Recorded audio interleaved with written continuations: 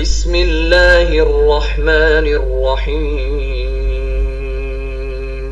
الحمد لله وإذ ابتلى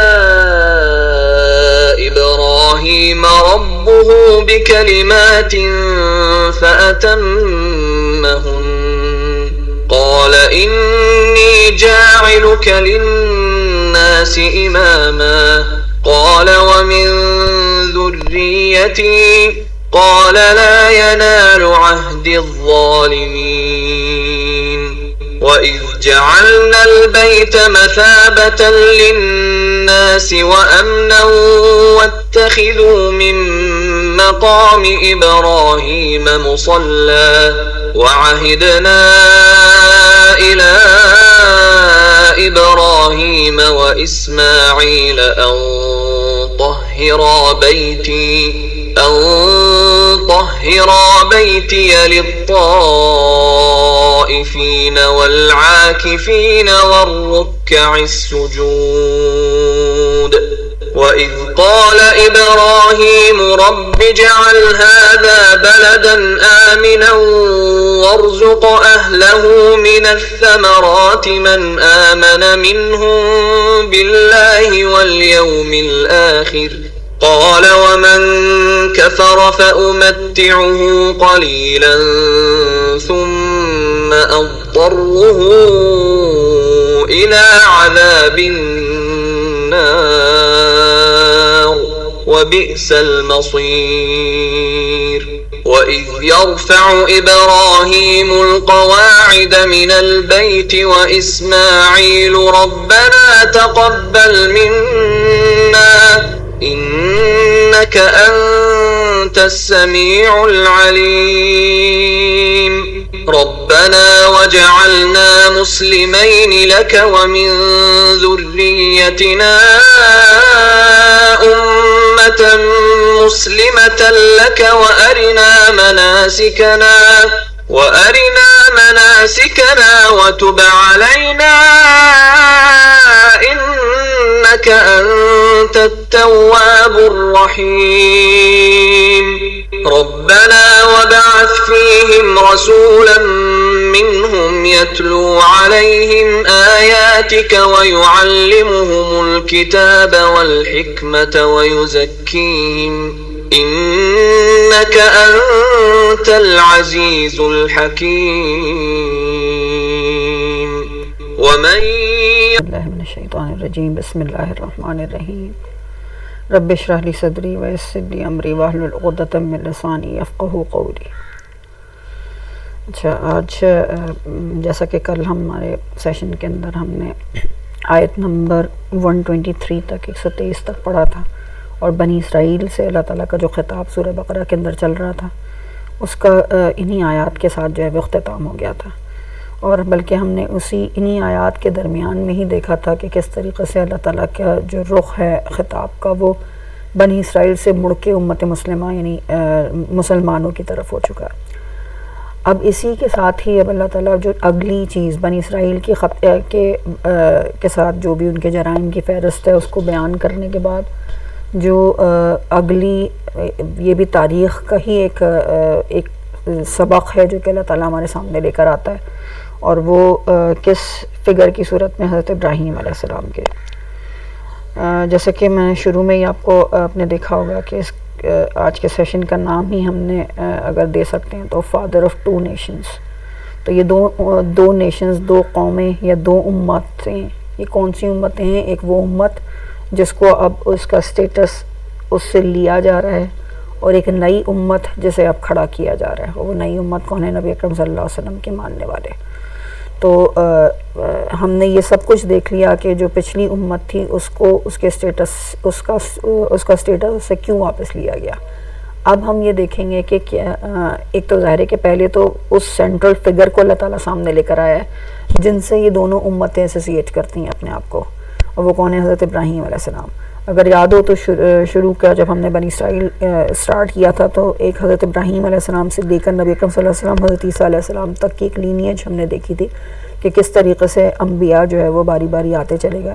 تو اس کو پھر ایک دفعہ صرف ایک ویسے ہی ریویو کرتے ہیں کہ حضرت ابراہیم علیہ السلام کے 2 بیٹے اگر ہم دیکھیں اسماعیل اور اسحاق علیہ السلام، تو حضرت اسحاق کے جو بیٹے ہیں وہ یعقوب ہیں، اور یعقوب کا نام اصل میں اسرائیل ہے، جن کی نسل سے اصل میں پوری بنی اسرائیل نکلتی ہے۔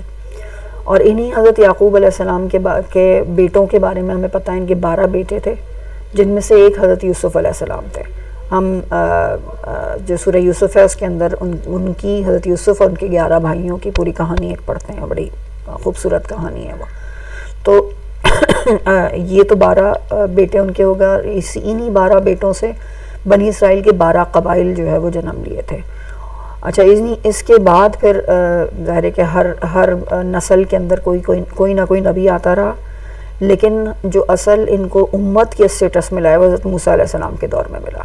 حضرت موسیٰ علیہ السلام کے بعد بھی مستقل انبیاء کی آمد کا سلسلہ جاری رہا، اور سب سے آخری نبی بنی اسرائیل کے پاس حضرت عیسیٰ علیہ السلام آئے تھے، جبکہ دوسری طرف حضرت اسماعیل علیہ السلام جو حضرت ابراہیم کے دوسرے بیٹے تھے ان کی نسل سے کوئی نبی نہیں آیا، یہاں تک کہ ہمیں پتہ ہے تقریباً 571 AD کہا جاتا ہے کہ نبی اکرم صلی اللہ علیہ وسلم کی پیدائش کا سال ہے، تو یہ کوئی 550 سال کا تقریباً جو اس عرصہ ہے، اس کے بعد یعنی حضرت عیسیٰ علیہ السلام کے اٹھائے جانے کے اتنے سال کے بعد نبی اکرم صلی اللہ علیہ وسلم کی وہاں پہ پیدائش ہوتی ہے مکہ کے اندر، اسی مقام پر جہاں پہ حضرت ابراہیم علیہ السلام نے اپنے بیٹے حضرت اسماعیل علیہ السلام کو آباد کیا تھا، اور مشرکین جتنے بھی وہاں پہ عرب کے اندر موجود تھے وہ سب اپنے آپ کو حضرت ابراہیم کی نسل سے یعنی کس طرح سے ایسوسیٹ کرتے تھے کہ ہم اسماعیل کی نسل سے ہیں۔ اچھا جی، تو یہ تو ہمارا اب یہ سمجھ لیں کہ دونوں ہی امتیں کس طرف اب پیچھے کی طرف جا رہی ہیں، حضرت ابراہیم علیہ السلام کی طرف۔ تو سینٹرل فگر کون ہوگا؟ حضرت ابراہیم۔ تو یہاں سے اب حضرت ابراہیم علیہ السلام ہی کی طرف اللہ تعالیٰ ایک تاریخ سے ان کے کچھ لے کر آتا ہے۔ اب ہم یہ دیکھیں گے جب پڑھ رہے ہوں گے کہ کیا اس کی وجہ ہو سکتی ہے اور کیا سیکوینس بنتا ہے ساری جو بھی ڈسکشن ہے اس کا۔ اچھا جی، اس میں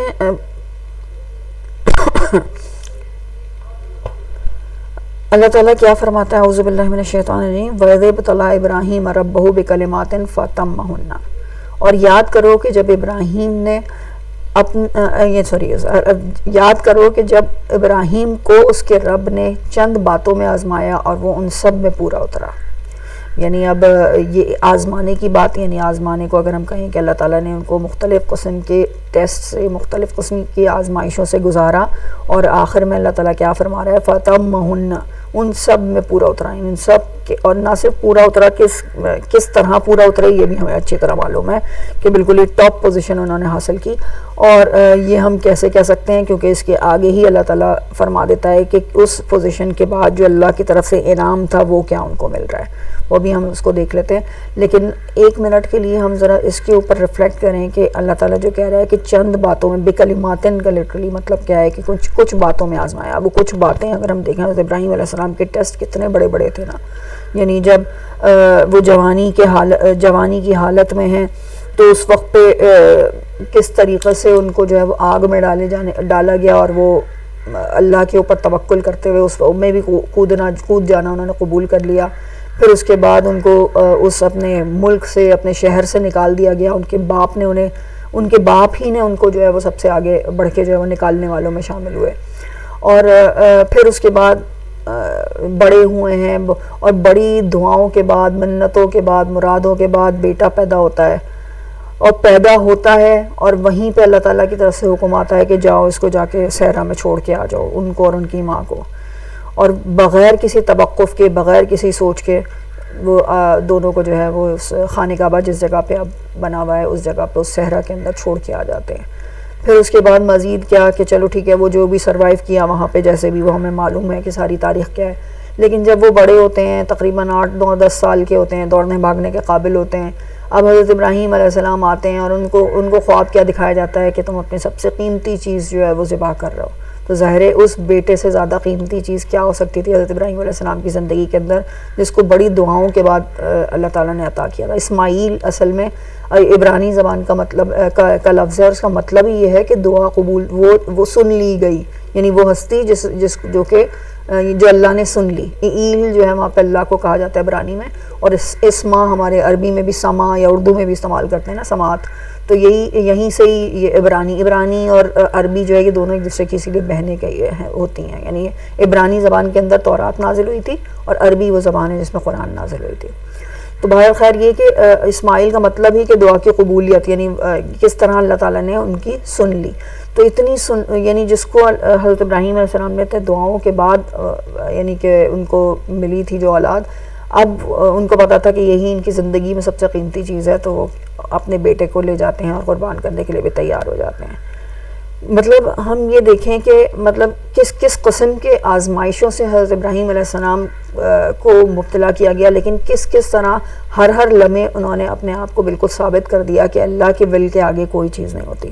ابھی جب ہم یہ ایک رکوع ہے خالی جس میں حضرت ابراہیم علیہ السلام کے بارے میں بات کی جائے گی، اس میں بھی دیکھیں گے، اس میں بھی حضرت ابراہیم علیہ السلام کا یہ خصوصیت خاص طور پہ کیسے ہائی لائٹ کرتا ہے اللہ تعالیٰ. اچھا جی، اب آگے اللہ تعالیٰ کیا فرماتا ہے کہ جب وہ پورا اتر آئے، جب وہ تمام جس کو اللہ تعالیٰ کہتا ہے بے کلمات، چند باتوں میں آزمایا، اتنی بڑی بڑی وہ باتیں ہمارے لیے، تو بھائی ان سب باتوں میں جب وہ پورے اترے تو پھر اب اللہ کی طرف سے کیا اعلان ہوتا ہے؟ قال انی جاعلک للناس اماما. اللہ تعالیٰ فرماتا ہے کہ بے شک میں آپ کو بنانے والا ہوں تمام انسانوں کا امام، انسانوں کے لیے امام بنانے والا ہوں.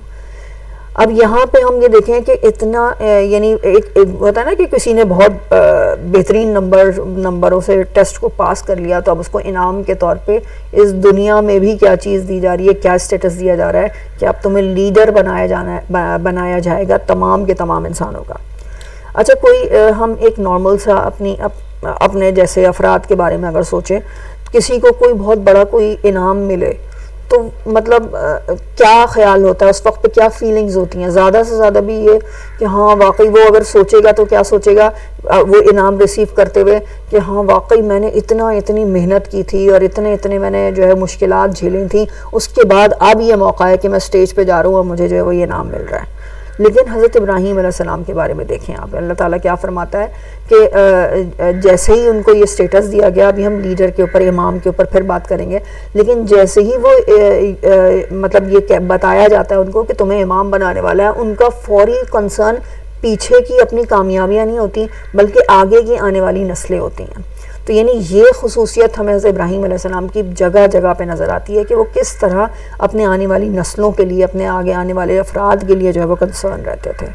اور اصل میں کسی امام کی جو سب سے بڑی امام ہم اگر سمجھیں آج کے دور کے اندر سب سے زیادہ بات جس کے اوپر ڈسکشنز کی جاتی ہیں، جس کے اوپر باقاعدہ کورسز کروائے جاتے ہیں، یعنی یہ جو ایک کانسیپٹ ہے نا لیڈرشپ کا کانسیپٹ، یہ تو ہر فیلڈ کے اندر اب انتہائی امپورٹنٹ ہو چکا ہے. ایک وقت تھا جب ہم یعنی میں خود بھی اگر سمجھوں، جب تک میں نے بھی کچھ لیڈرشپ کے کورسز کیے، تو اس سے پہلے تک جو ذہن میں لیڈر کا کانسیپٹ تھا نا وہ یہ تھا کہ کوئی جیسے ہوتا ہے نا کہ کوئی بڑا سا کوئی اسٹیٹس پہ کوئی گورنمنٹ کا آدمی، کوئی اوپر کرسی ملی ہوئی جسے کوئی بڑی اتھارٹی حاصل ہو اور وہ لوگوں کو جو ہے وہ کوئی احکامات دے رہا ہو اور لیڈ کر رہا ہو، کوئی بس وہ شخص جو ہے وہ صرف لیڈر ہو سکتا ہے. لیکن خیر جب ہم نے لیڈرشپ کے ظاہر ہے کہ ایجوکیشن کے اندر تو یہ چیز جو ہے وہ باقاعدہ ایجوکیشن کے گولز کے اندر رکھ دی گئی ہے کہ بچوں کو لیڈرشپ اسکلز ہمیں سکھانی ہے. تو جب ان چیزوں کی سب کی اسٹڈی کی تو یہ پتہ چلا کہ اصل میں لیڈرشپ کوئی یہ نہیں ہے کہ کوئی سب سے آگے، سب سے فرنٹ پہ ہر چیزوں کے اندر جس کو ہم کہتے ہیں کہ کوئی حکومت کا نمائندہ یا وزیر اعظم یا کوئی پولیٹیکل لیڈر، یہ بھی یقیناً لیڈر ہو سکتے ہیں، لیکن جس فیلڈ میں جو موجود ہے وہ اپنی فیلڈ میں اپنی لیڈرشپ اسکلز کو انہانس کر کے لیڈ کر سکتا ہے. لیڈ کرنے کا مطلب کیا ہوتا ہے کہ انسان اپنے اندر جو اللہ تعالیٰ نے ہر انسان کے پاس کچھ یونیک صلاحیتیں ہوتی ہیں، وہ جب ان صلاحیتوں کو نکھارتا ہے، انہیں انہانس کرتا ہے، تو پھر ایک وقت آتا ہے کہ وہ لوگوں کو اپنے ساتھ لے کے چلنے والا ہوتا ہے، یعنی اس کو لوگ فالو کرنا شروع کر دیتے ہیں. تو یہ جو چیز ہوتی ہے نا، اس کو آپ لیڈرشپ کہہ رہے ہوتے ہیں. تو یار یہ آج کے دور کے اندر یہ بہت زیادہ اس کے اوپر بات کی جاتی ہے. تو ابھی ہم آگے بھی مزید تھوڑا سا دیکھتے ہیں، لیکن اللہ تعالیٰ نے جو اس وقت انعام دیا حضرت ابراہیم علیہ السلام کو، جب وہ تمام ٹیسٹ میں پاس ہو گئے ہیں اور بڑا زبردست نمبروں کے ساتھ پاس ہوئے ہیں، تو اب اللہ تعالیٰ ان کو جو انعام دے رہا ہے وہ کہہ رہا ہے کہ میں انسانوں کا لیڈر بنانے والا ہوں. اور انسان ہم سمجھ رہے ہیں نا، حضرت آدم علیہ السلام سے لے کر حضرت ابراہیم علیہ السلام تک کے انسان تو خیر گزر چکے، لیکن اب جو آگے آنے والے انسان ہیں ان سب کے لیے کی لیڈرشپ کے لیے حضرت ابراہیم علیہ السلام کے لیے کو چن لیا گیا. اور اس سے پہلے ہم نے ابھی آدم اور ابلیس کے واقعے کے اندر کیا پڑھا تھا کہ اللہ تعالیٰ جب حضرت آدم کو پیدا کر رہا تھا تو کیا کہا تھا، انی جائلو نہیں سوری یہ میں تو یہیں پہ پڑھ رہی ہوں، وہاں پہ کیا تھا کہ فی الارض خلیفہ، کہ خلیفہ بنانے والا ہوں زمین کے لیے. اور اب ہم یہاں پر حضرت ابراہیم علیہ السلام کا جب تقریباً کتنے صدیاں گزر چکی ہوں گی، اور تقریباً سمجھ لیں مڈ ہماری زندگی جو ہے وہ جو زمین کے اوپر جو زندگی ہے وہ گزر چکی ہے. یہ ہم کہتے ہیں سینٹرل فگر ہے نا، حضرت آدم اور نبی اکرم صلی اللہ علیہ وسلم کے درمیان سینٹر میں بالکل موجود ہیں حضرت ابراہیم. وہ ایرا کے اعتبار سے نہیں، لیکن جو انسانوں کی اور قبائل کی اور قوموں کی جو ایولیوشن ہوئی ہے اس کے حساب سے یہ سینٹرل فگر ہیں. تو بہرحال حضرت ابراہیم علیہ السلام کو بالکل سینٹر کے اندر سینٹرل فگر بھی ہیں، اور ان کو اب آگے آنے والے تمام انسان جو اب آئیں گے اس کے بعد حضرت ابراہیم کے بعد، ان سب کا لیڈر کے طور پہ چنا گیا ہے.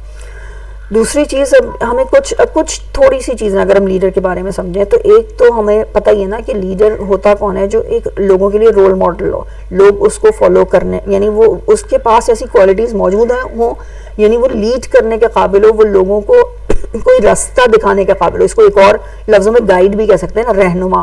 تو ایک رہنما جو ہے وہ بھی ایک لیڈر ہوتا ہے جو آپ کو راستہ دکھانے والا ہو. تو اب یہ چیز جو ہے اس لیڈرشپ کو اب تھوڑا سا ہم آج کا جو پروگرام ہے میں صرف حضرت ابراہیم علیہ السلام کے اوپر ہی رکھوں گی، اور اس میں ہم تھوڑا سا لیڈرشپ کو اور حضرت ابراہیم ایز اے لیڈر کیا تھے اس کو تھوڑا سا ہم ڈسکس کر لیں گے، تاکہ ہماری کچھ چیزیں جو ہے وہ خاص طور پہ ایسا لگتا ہے کہ حضرت ابراہیم علیہ السلام کی فگر کو، ان کے کیریکٹر کو ہمیں ضرور بڑی اچھی طریقے سے اسٹڈی کرنا چاہیے. اور یہ بڑا اچھا مقام ہے سورہ بقرہ کے اندر، جہاں پہ ویسے تو پورے قرآن کے اندر اور بھی جگہیں آئیں گی جہاں حضرت ابراہیم کے بارے میں بات کی جائے گی، لیکن یہ جو مقام ہے یہاں پہ اللہ تعالیٰ، یہی وہ مقام ہے صرف جہاں اللہ تعالیٰ کہہ رہا ہے کہ تمہیں امام بنانے والا ہوں. باقی جگہ پہ کہیں امام کا ذکر نہیں آئے گا، باقی جگہ پہ جو کوالٹیز حضرت ابراہیم علیہ السلام نے ایگزبٹ کی وہ ان کا تذکرہ کیا جائے گا. اچھا، امامت کے لیے ہمیشہ جب بھی ہم نام لیتے ہیں نا تو علامہ اقبال کی نظم آپ لوگوں نے سنی ہوگی، امامت، جس میں علامہ اقبال کیا کہتے ہیں، تو نے پوچھی ہے امامت کی حقیقت مجھ سے، حق تجھے میری طرح صاحب اسرار کرے. تو یعنی اب یہ میں پوری نظم تو اس وقت یقیناً آپ لوگوں کے سامنے نہیں رکھوں گی، لیکن بہرحال یہ کہ ایک امامت واقعی ایک ایسا کانسیپٹ ہے کہ جو اگر ہم سمجھ لیں تو مطلب ہم وہی بات ہے کہ ہمارے پاس جو امت کے حیثیت سے اگر ہم کھڑے ہیں تو ہمارے پاس جس چیز کی جو چیز مسنگ ہے نا اس وقت، وہ ہمارے اندر جو موجود ہے کہ قوم جو ہے وہ افراد سے مل کے بنتی ہے. ہمارے جو افراد ہیں یا ہمارا جو خاص طور پہ جو اچھا اب یہ بھی پاسبل نہیں ہے کہ ہر طرح کی فیلڈ کے اندر کوئی ایک شخص کھڑا ہو اور بس وہ ہر چیز کو لیڈ کرنے والا ہو. جو جس ایریا کے اندر موجود ہے، یہ بات میں نے پہلے بھی کہی، اب میں پھر دوبارہ اس کو ریپیٹ کرتی ہوں کہ جس ایریا کے اندر جس کے پاس جو اسکلز جو ایکسپرٹیز موجود ہیں اس ایریا کے اندر ایٹ لیسٹ جو ہے وہ لیڈ کرنے والا ہو. ہمارے ہاں جو بنیادی ایک بن چکا ہے اور ہم سب اسی بھیڑ چال کے آگے جو ہے وہ چل رہے ہیں، وہ کیا بنا ہوا ہے کہ ہم زیادہ سے زیادہ بھی جو بھی تعلیم حاصل کرتے ہیں اور جو بھی آگے ہم اپنے فیوچر کے بارے میں سوچتے ہیں، وہ صرف کیا سوچتے ہیں کہ اچھی جاب مل جائے. اور بہت ہوا تو سب سے زیادہ ہمارے لیے چارم، خیر اب تو تھوڑا کم ہو گیا ہے، لیکن ہم جب تک مجھے ایک گورنمنٹ کے اندر جاب ملی تھی جب تک یہی، بلکہ ابھی بھی میں اپنا اراؤنڈ میں دیکھتی ہوں تو لوگ ایسے ہی پاگل ہیں گورنمنٹ جاب حاصل کرنے کے لیے. جبکہ آپ اگر دیکھیں سب سے زیادہ تو جو نوکر شاہی والا جو یعنی جو کانسیپٹ ہے نا نوکر شاہی، دیکھیں ایک دونوں چیزیں اپوزٹ ہوتی ہیں. ایک انسان ہوتا ہے لیڈر اور دوسرا ہوتا ہے نوکر. نوکر وہ ہوتا ہے جو صرف فالو کرتا ہے، اس کی اپنی کوئی سوچ نہیں ہے، اس کا اپنا کوئی ویژن نہیں ہے، اس کو کوئی فکر نہیں ہے کہ آگے کیا گولز ہیں. اس کو بس صرف ڈے ٹو ڈے کچھ ٹاسک بتا دیے گا کہ آج تمہیں یہ کرنا ہے، آج تمہیں یہ کرنا ہے، آج تمہیں یہ کرنا ہے، بس وہ اس چیز کے اوپر لے کے چل رہا ہوتا ہے. تو ہمارا جو پوری کو پورا اس وقت ایجوکیشن جو ہے ہمیں لے کے جا رہے ہیں نا وہ ہمیں صرف نوکر بنانے کے لیے کافی ہے. اور ہم بڑے خوش ہیں اس بات کے اوپر کہ ہم کسی کی جاب کر لیں اور ہم کسی کے نوکر بن جائیں اور ہمیں اس کو زیادہ جو ہے وہ سوچنا سمجھنا نہ پڑے. تو یعنی یہ جو ظاہر ہے کہ جو ایک کچھ کانسیپشنز ہیں، کچھ بیہیویئرز ہیں، وہ چھوٹی چھوٹی چیزوں میں ہمارے ہونا شروع ہوتے ہیں، سامنے آنا شروع ہوتے ہیں. اس کے بعد ہی تو کہیں بڑے پیمانے کے اوپر کوئی پوری قوم کو ایز اے لیڈر پیش کر دینا تو بہت بہت دور کی بات ہوگی. پہلے افراد کے اندر تو یہ کوالٹی پیدا ہو جائے، یہ اسکلز پیدا ہو جائیں. تو بہرحال یہ سب سے زیادہ ایک تو اس کانسیپٹ کو بھی سمجھنا ضروری ہے اور یہ بھی سمجھنا ضروری ہے کہ ہمارے پاس کیا پرابلم ہے، ہمارے پاس کیا کمی ہے اس وقت. اور ظاہر حضرت ابراہیم علیہ السلام کو ہمارے لیے ایک مثال کے طور پہ اور فادر فگر کے طور پہ لا کے رکھا جا رہا ہے، اور جن کے لیے اللہ تعالیٰ نے اعلان کر دیا تھا کہ تم لیڈر ہو گئے. اور ظاہر ہے کہ لیڈر اچانک سے تو کوئی نہیں بن جاتا کہ بھائی ابھی تو سوتے سے کوئی اٹھا اس کو کہہ دیا اب تم لیڈر ہو. ظاہر ہے کہ پوری ایک زندگی گزر چکی ہے، سارے ٹیسٹ سے پاس گزر کے آ چکے ہیں.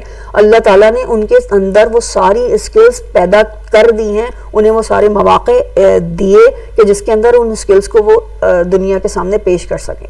اور ظاہر پیش کرنے کا مطلب ہی کیا تھا کہ اب وہ رول ماڈل بن جائیں پوری آگے آنے والے نسلوں کے لیے. تو اب اس کے لیے ایک ہماری سمجھ لیں کہ کورس کروایا جاتا ہے باقاعدہ، اسٹیفن کوائے کا ہے یہ لیڈرشپ اسکلز کے لیے. یہ کتاب بھی ان کی بڑی مشہور ہے، آپ لوگوں نے یقیناً سنی ہوگی، 7 habits of highly effective people. اچھا اس وقت ہم پوری اس کتاب کے اوپر یا ساری چیزوں کے اوپر بات تو نہیں کریں گے، لیکن یہ 7 کچھ کوالٹیز ہوتی ہیں جو کہ کسی لیڈر کے اندر یعنی انسان، اور وہ یہ کہتے ہیں ان کا کانسیپٹ یہ ہے کہ ہر انسان جو ہے وہ یہ کوالٹیز اپنے اندر پیدا کر سکتا ہے، اور جو بھی انسان یہ کوالٹیز اس سیکوینس کے ساتھ اندر پیدا کر لے تو پھر وہ لیڈ کرنے کے قابل ہوتا ہے ایونچولی. اور جب یہ کورس کروایا جا رہا تھا تو لٹرلی ایسا لگ رہا تھا کہ ایک ایک کوالٹی کو اگر ہم رکھ کے دیکھیں تو وہ حضرت ابراہیم علیہ السلام کے کیریکٹر کے اوپر پورا اترتی ہے.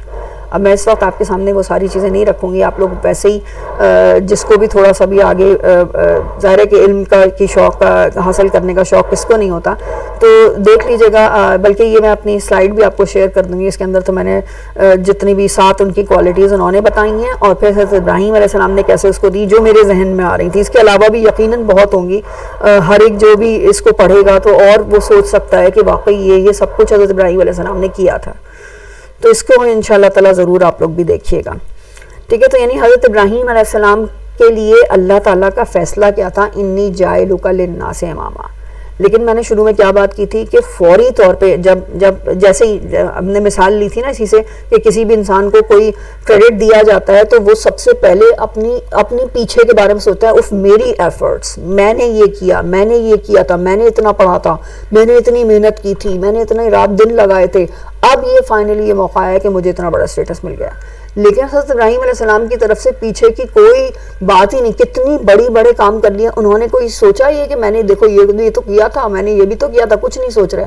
جو پہلی سوچ ان کے پاس آئی ہے اور فوری طور پہ انہوں نے اللہ تعالیٰ سے اس کا اظہار بھی کر دیا. اور کیا کہتے ہیں، قال، انہوں نے کہا ومن ذریتی، میری ذریت کے بعد، میری ذریت کے مطلب یعنی فوری سوال کیا ہے، اچھا میں تو امام بن جاؤں گا، میری ذریت کا کیا ہوگا، کیا وہ بھی اس سٹیٹس کو حاصل کرنے کے ایلیجیبل ہوں گی یا نہیں ہوں گی. یعنی یہ کنسرن حضرت ابراہیم علیہ السلام کو فوری طور پہ. اللہ تعالیٰ کا جواب کیا تھا، قال لا ینال عہدی للظالمین، اللہ تعالیٰ فرماتا ہے میرا وعدہ ظالموں کے حق میں نہیں ہوگا. اچھا اب حضرت ابراہیم علیہ السلام کو اب ہم دیکھیں گے آگے جتنا بھی حضرت ابراہیم علیہ السلام کے بارے میں سنیں گے نا، آگے جتنی بھی آیات ہیں ان سب کے اندر جتنی بھی دعائیں ہم دیکھ لیں، حضرت ابراہیم علیہ السلام کا جو ہوتا ہے نا جیسے کسی کی سوئی اٹک جاتی ہے، اللہ تعالیٰ نے کہہ دیا اچھا ظالموں کے حق میں وعدہ نہیں ہوگا. تو اس کا مطلب آپ پورا جو مشن ہوگا نا، پورا جو ویژن ہوگا وہ کس چیز کی طرف فوکس ہو گیا ہے کہ ظالم ہونے سے میں کیسے بچا لوں اپنی نسل کو. یعنی امامت میری نسل کے اندر رہے گی. یعنی ایک جیسے ہوتا ہے نا کوئی ایک کریٹیکل تھنکنگ جو کرنے والا کوئی شخص ہوتا ہے، اس کو ایک جملہ پتا چل گیا کہ ظالموں کے لیے میرا وعدہ نہیں، تو اگلی بات اس نے کیا اخذ کر لی، اس کا مطلب ہے جو ظالم نہیں ہوگا وہ امام بنے گا. جیسے مجھے امامت مل رہی ہے ویسے ہی آگے میری آنے والی نسلوں میں سے جو ظالم نہیں ہوگا اسے بھی امامت ملے گی. تو اب ان کی کوشش کیا ہے کہ میں کیسے بچا لوں اپنی نسل کو ظالم ہو جانے سے. اب یہاں پہ ہم ایک اور چیز یہ دیکھیں گے کہ ایک تو یہ ہوتا ہے نا کہ بیٹھ کے بس پریشان ہوتے رہنا، ہے میری آگے کی نسل میں ظالم آ جائیں گے اور ان کو امامت نہیں ملے گی. اور دوسرا ہوتا ہے اس کے لیے پریکٹیکل اسٹیپس کرتے ہیں. اور پریکٹیکل اسٹیپس کے ساتھ ساتھ 2 کام ہوتے ہیں، ایک تو دعا کرنا بھی ہے اور سوچنا پھر اور کہ کیا کیا اس کے لیے پریکٹیکلی کیا جا سکتا ہے. تو اب یہ چیزیں ہم دیکھیں گے حضرت ابراہیم علیہ السلام، اور اسی کو لیڈر کہتے ہیں. ایکچولی لیڈر جب وہ کہہ رہے ہیں کہ تمام انسانوں کے لیڈر ہیں، تو لیڈر صرف اپنے لیے نہیں سوچے گا، لیڈر تو اپنے تمام جتنے بھی اس کے پیچھے چلنے والے لوگ ہیں ان سب کے لیے سوچے گا اور ان سب کو لیڈر بنانا چاہتے ہیں. وہ یہ نہیں ہے کہ وہ صرف اپنے لیے اپنے آپ کو بھائی میں بس لیڈر رہوں، باقی سب نیچے رہیں اور سب مجھے فالو کرتے رہے، میں اس میں خوش رہوں گا. لیڈر یہ نہیں ہوتا، لیڈر یہ ہوتا ہے کہ وہ اپنے پیچھے آنے والے ہر شخص کو ایک خاص مقام پہ پہنچانا چاہتا ہے. وہ کون سا مقام؟ وہ لیڈر کا ہی مقام ہے. اور یہی حضرت ابراہیم علیہ السلام نے اس وقت پہ ان کی دعائیں اور ان کی ساری چیزیں نظر آتی ہیں کہ اب انہوں نے کس طرح اس کو پلان کیا ہے، اب ہم یہ دیکھیں گے، اور کس طرح اس کے لیے دعائیں کی ہیں. اللہ تعالیٰ پھر آگے فرماتا ہے اچھا وَإِذْ جَعَلْنَا الْبَيْتَ مَثَابَةً لِلنَّاسِ وَأَمْنًا. اگلا کام جو وہ کر رہے ہیں وہ کیا کر رہے ہیں کہ اب وہ گھر کی تعمیر ہو رہی ہے. یعنی کون سا گھر ہے؟ وہ خانہ کعبہ کی تعمیر ہو رہی ہے. یعنی جب کوئی بات آ گئی نا جو میں نے شروع میں کہی کہ جب مشن سامنے ہوگا تو پریکٹیکل سٹیپس کیا ہونے چاہیے. تو بھائی ایک تو یہ کہ مسجد کی تعمیر کر دی جائے، اللہ کے گھر کی تعمیر کر دی جائے، ایسے گھر کی تعمیر جہاں پہ اب یہ دیکھیں کہ کیا اللہ تعالیٰ فرماتا ہے. اور یاد کرو کہ جب ہم نے بنا دیا اس گھر کو مثابۃ للناس، تمام انسانوں کے لیے ایک سینٹرل فگر، ایک رول ماڈل، ایک ایسی چیز جس کی طرف لوگوں کے دل کھنچ کے آئے. وہ امن، اور امن کی جگہ، واتخذوا من مقام ابراہیم مصلی، اور بنا دیا ابراہیم کے کھڑے ہونے کی جگہ کو نماز کی جگہ. وعہدنا الی ابراہیم و اسماعیل، اور ہم نے وعدہ لیا ابراہیم سے اور اسماعیل سے، ان طہر بیتی للطائفین والعاکفین والرکع السجود، کہ پاک رکھو گے میرے گھر کو طواف کرنے والوں اور اعتکاف کرنے والوں اور رکوع کرنے والوں اور سجدے کرنے والوں کے لیے. تو یعنی ایک طرف تو یہ سیکوینس تو چل رہا ہے کہ یہ امامت کے لیے ایک بڑا جو پریکٹیکل سٹیپ تھا وہ یہ تھا کہ کس طریقے سے لوگوں کو ایک کسی چیز کے ساتھ ایسوسیٹ کر دیا جائے، ایک گھر ایسا بنا دیا جائے جو لوگوں کے لیے، لوگ جہاں پہ کھچ کر آئیں. اور ظاہر ہے کہ جب امامت ہوگی تو اس کے لیے کوئی نہ کوئی سینٹرل پلیس تو ہونا چاہیے. تو وہ سینٹرل پلیس اللہ تعالیٰ نے کہہ دیا کہ خانہ کعبہ کو اس طریقے سے کو کر دیا جائے. اچھا ایک اور چیز یہاں پہ یہ بات نہیں ہے لیکن ہمیں یہ بھی پتہ ہونا چاہیے، حضرت ابراہیم علیہ السلام کی ایک نسل جو ہے وہ خانہ کعبہ کے ساتھ آباد ہو رہی ہے، اور اس کے لیے حضرت ابراہیم کی نے تعمیر کروایا ہے خانہ کعبہ. اب یہ الگ ایک بحث ہے کہ خانہ کعبہ پہلے سے موجود تھا، حضرت ابراہیم نے اس کی بنیادیں اٹھائی تھیں.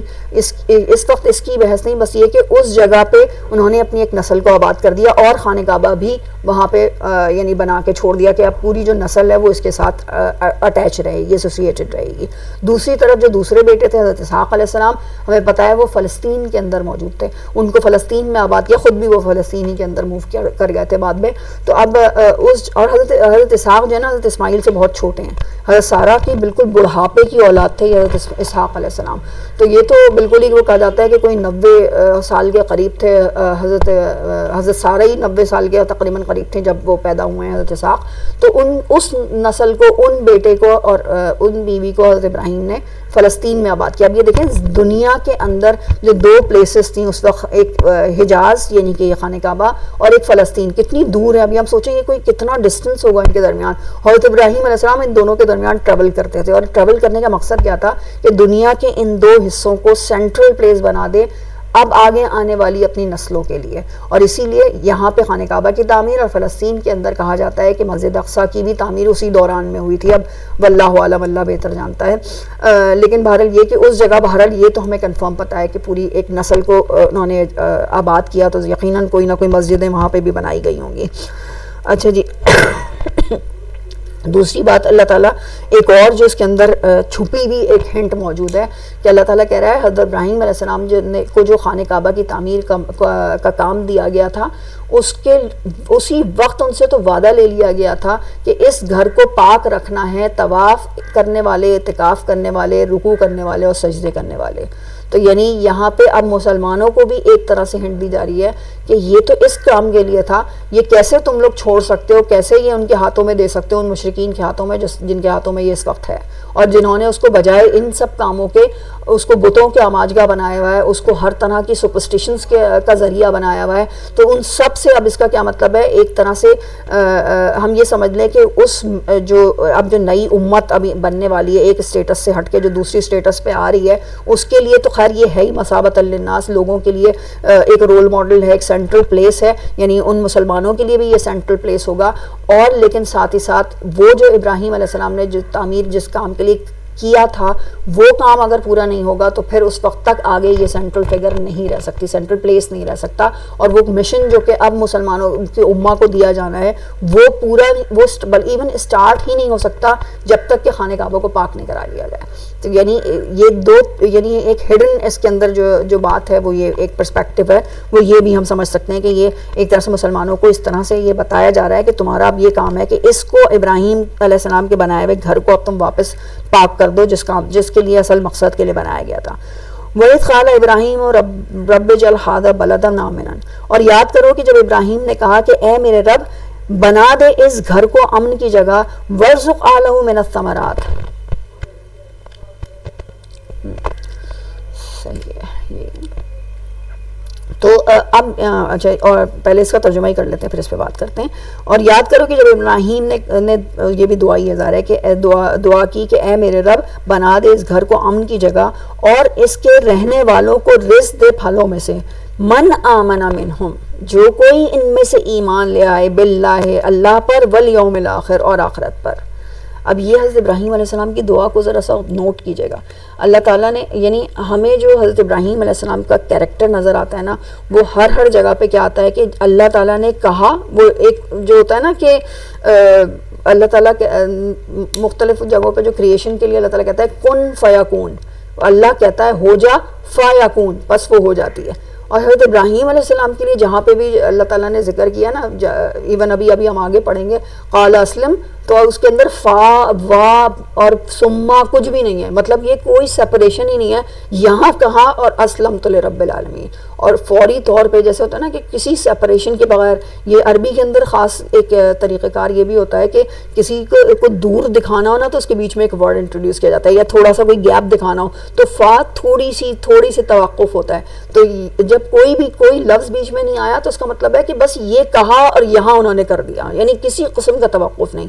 تو حضرت ابراہیم علیہ السلام کا یہ جو خاصہ تھا کہ اللہ تعالیٰ نے کہا اب جو اللہ کی مرضی ہے وہ میری مرضی ہے.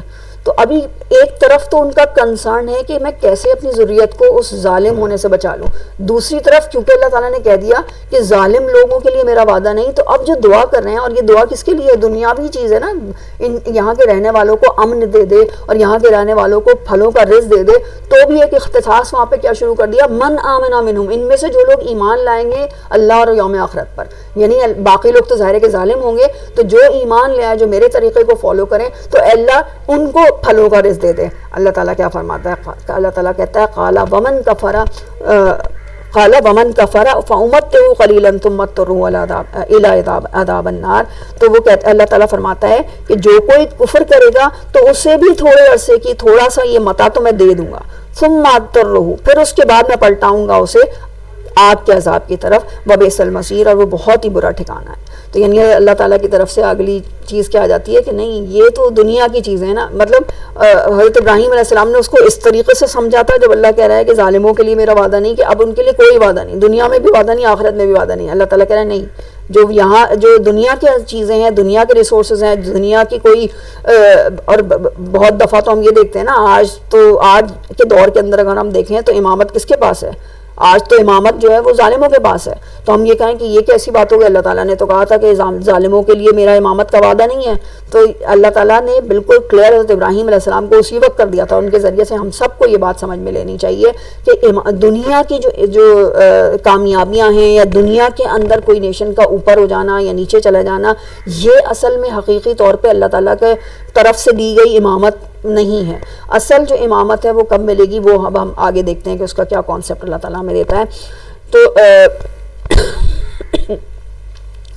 اچھا، اب ہم اگلی چیز کیا دیکھتے ہیں، اللہ تعالیٰ کیا فرماتا ہے، وَإِذْ يَرْفَعُ إِبْرَاهِيمُ الْقَوَاعِدَ مِنَ الْبَيْتِ وَإِسْمَاعِيلُ، اور یاد کرو کہ جب ابراہیم یرفع بنیادیں اٹھا رہا تھا، یعنی بنیاد سے اوپر کر رہا تھا، قواعد یعنی بنیادوں کو کہتے ہیں، من البیت، اس گھر کے لیے، واسماعیل، اور ان کے ساتھ کون تھے؟ اسماعیل بھی تھے.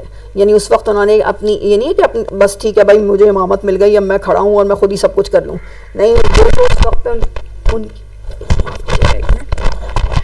اس وقت جو ان کے بیٹے موجود تھے، اس کے ساتھ انہوں نے جو ہوتا ہے نا کہ ٹیم بنائی اپنی، اس ٹیم کے ساتھ مل کے وہ کام کر رہے ہیں. اور لیڈرشپ کے لیے جب ہم پڑھتے ہیں نا تو سب سے اہم چیز ٹیم ورک ہوتا ہے. آپ اکیلے کوئی کام نہیں کریں گے. آپ لیڈر ہیں تو اس کا مطلب یہ نہیں ہے کہ ساری رسپانسبلٹی آپ نے لے لی اور بس اب آپ ہی آپ کرتے رہیں گے، باقی لوگ تو پتہ نہیں غلط کر دیں گے. نہیں، حضرت اسماعیل علیہ السلام کو شامل کر کے اس گھر کی تعمیر کی. ہمارے یہاں کیا ہوتا ہے، باپ اور بیٹے کے تو خاص طور پہ بھائی ہٹ جاؤ، تمہیں کچھ نہیں آتا، تم ہٹ جاؤ. لیکن حضرت ابراہیم علیہ السلام کیا کر رہے ہیں، جو کام کر رہے ہیں اس کے اندر اپنے بیٹے کو ساتھ طرف میں انوالو کر کے کر رہے ہیں. اور یہی اصل میں ہوتا ہے کہ کس طریقے سے ٹیم بلڈنگ ہوتی ہے, کیسے ان کو بھی لیڈرشپ سکھائی جا رہی ہے, کیسے ان کو بھی اس مقام پہ لے کر آنے کی کوشش ہے. اچھا جی, اب آگے ہم دیکھتے ہیں کہ ربنا تقبل منا. اور جب یہ گھر کی تعمیر کر رہے ہیں تو اس کے ساتھ ساتھ اب یہ دیکھیں کتنی بڑا کام ہے. ہم ایک منٹ کے لیے سوچیں اس گھر کے کتنا ہمارے ہی دلوں کے اندر اس گھر کی کتنی محبت اور کتنی عقیدت ہے نا. یعنی ہم تو یہ کہیں کہ اگر ہمیں اتنا موقع مل جائے کہ اس جگہ کی, خانہ کعبہ کی کوئی صفائی کرنے کا موقع مل جائے, کچھ ایسا کام کرنے کا موقع مل جائے, تو بھی یہ کتنی بڑی اللہ کی طرف سے رحمت ہوگی. یعنی کتنی بڑی چیز ہم اس چیز کو سمجھتے ہیں. اور یہاں پہ حضرت ابراہیم علیہ السلام اور اسماعیل علیہ السلام گھر بنا رہے ہیں, اتنا بڑا کام کر رہے ہیں, لیکن اس وقت بھی کوئی اپنے عمل کے اوپر کوئی کسی بھی قسم کا کوئی نہ تو مطلب ہمبلنس کی جو عالم ہے کہ اس وقت بھی اللہ سے کیا دعا کرتے ہیں, ربنا تقبل منا, اے ہمارے رب قبول کر لیں ہم سے. تو اصل میں جو اللہ تعالیٰ ہمیں یہ سکھا رہا ہے, اور یہ ہر عبادت کے لیے, یہاں سے ہم اس لیسن کو اصل میں اپنے لیے پک کر سکتے ہیں کہ ہمارے ساتھ کیا معاملہ ہوتا ہے. ہم نے روزہ رکھ لیا, ہم نے کوئی نماز بڑی اچھی سی پڑھ لی, تو ایک اندر سے ہمیں بڑی اچھی سی فیلنگ آتی ہے, اور آج تو ہم نے بڑا اچھا کام کر لیا نا. تو اور یہاں سے جو ہے نا معاملہ کیا ہوتا ہے, یہاں سے شیطان بھی اٹیک کر دیتا ہے فوری طور پہ, اور پھر وہ کیا کرتا ہے, وہ ہمیں عبادت کے تکبر میں مبتلا کر دیتا ہے. حضرت ابراہیم علیہ السلام اتنا بڑا کام کرتے ہوئے بھی اتنے ہمبل ہیں, کہتے ہیں کہ اللہ پتہ نہیں مجھ سے یہ غلط نہ ہو گیا, کیا پتہ کوئی اینٹ میں نے غلط رکھ دی ہو, کوئی اینٹ میں نے اس جگہ پہ نہ رکھی ہو جہاں پہ تجھے مطلوب ہو, تو اللہ ہم سے قبول کر لے, جیسا بھی ہم نے بنایا, جو بھی ہم نے کام کیا, اے اللہ ہم سے اس کو قبول کر لے. پھر اس کے بعد اگلی چیز کیا,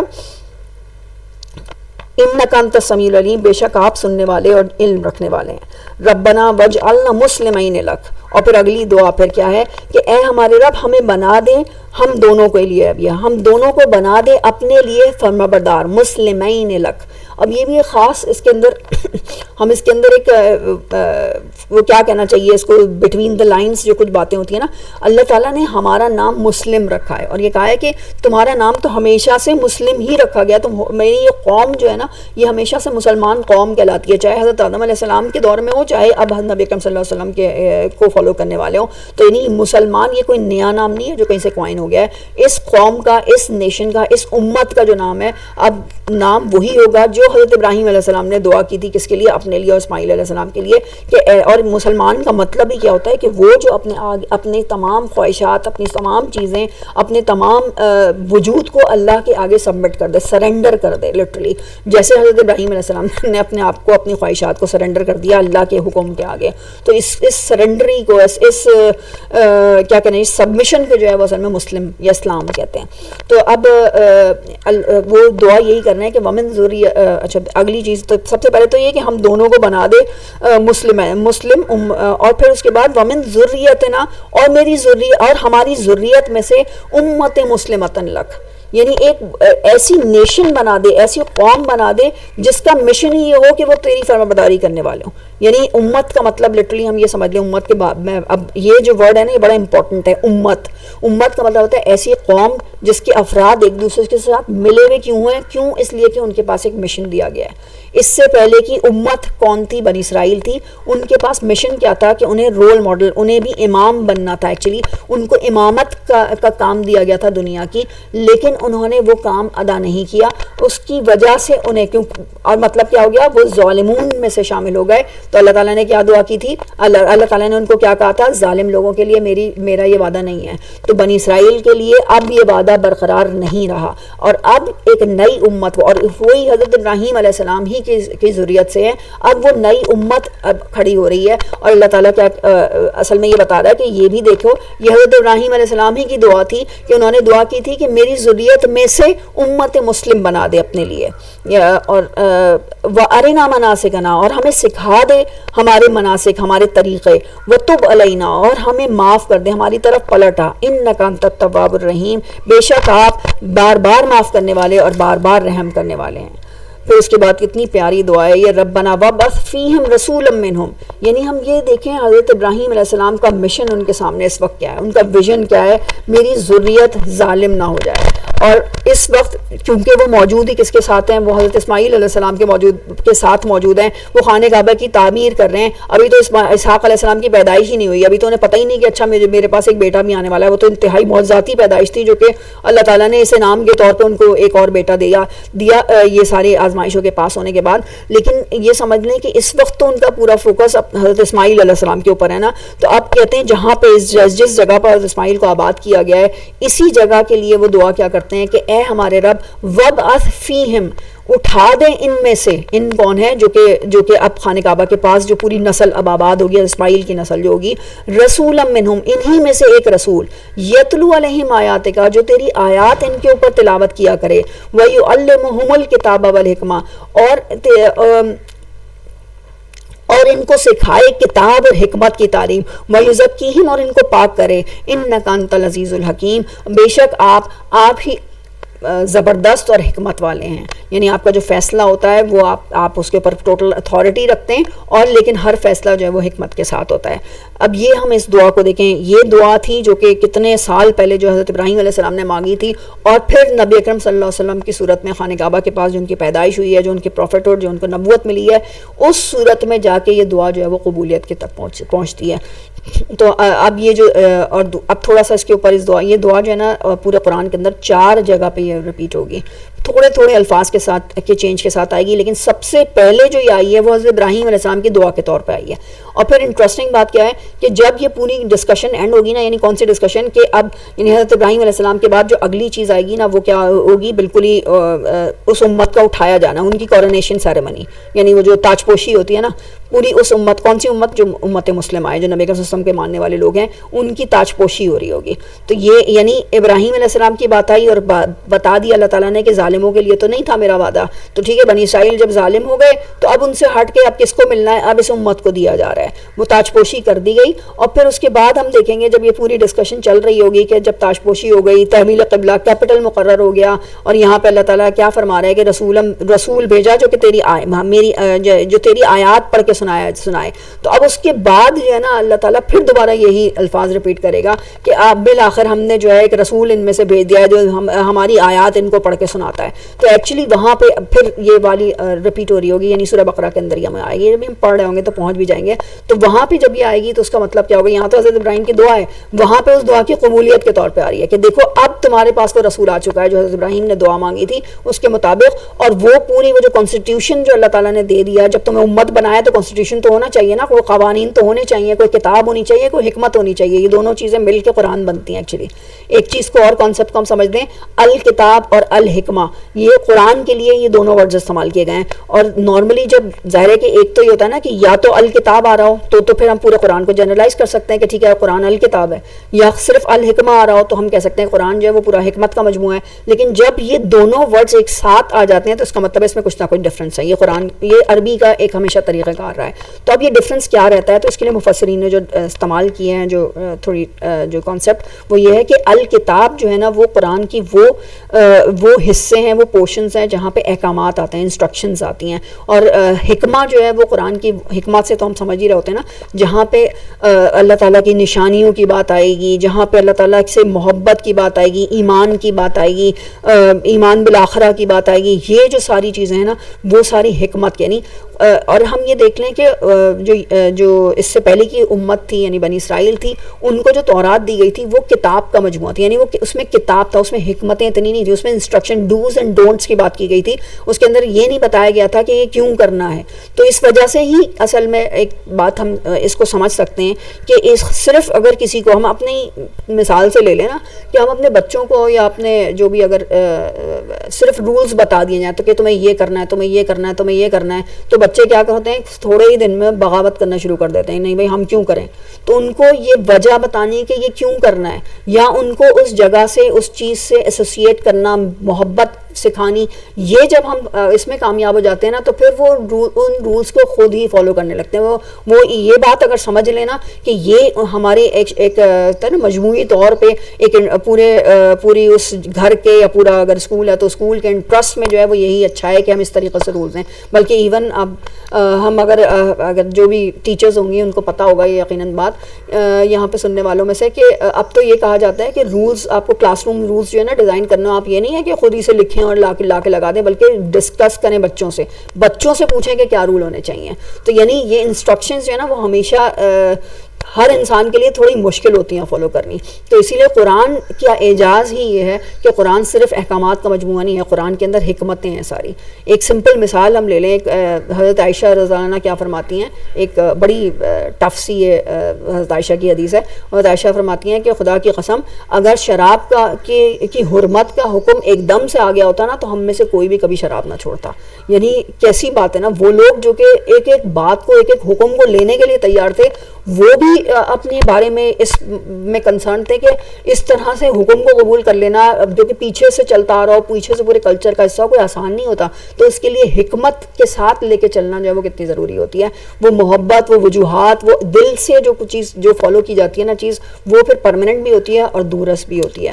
تو یہی جو قرآن جو ہے نا یہی کام کر رہا ہوتا ہے کہ صرف یہ نہیں کہہ رہا کہ تم یہ کرو تم یہ کرو تم یہ کرو, بلکہ ساتھ ہی وہ کرو گے تو پھر میرے لیے کیا بینیفٹ ہوگا, اس پوری دنیا کے لیے کیا بینیفٹ ہوگا, اور پھر میرے اور اللہ کے تعلق کے لیے کیا بینیفٹ ہوگا. یعنی یہ اس طریقے سے جو ہے وہ قرآن الکتاب اور الحکمت کا مجموعہ ہے.